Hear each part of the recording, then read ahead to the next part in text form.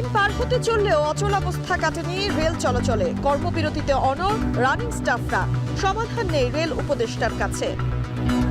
বসে আলোচনার ভিত্তিতে আমরা অর্থ বিভাগকে লিখেছি এবং অর্থ বিভাগ তাদের দাবি বহুলাংশে মেনে নিছে এবং সেটাও তাদেরকে জানানো হয়েছে। দাবি মানাই 7 কলেজের কর্মসূচি প্রত্যাহার। জুনের মধ্যে জাতীয়করণ না হলে ফের আন্দোলনের হুঁশিয়ারি ইবতেদায়ী শিক্ষকদের। জনগণের বিপক্ষে কাজ করলে 5 আগস্টের মতো পরিণতি হবে বললেন তারেক রহমান। রাষ্ট্র সংস্কারে বেশি সময় না নেওয়ার আহ্বান জামায়াতের।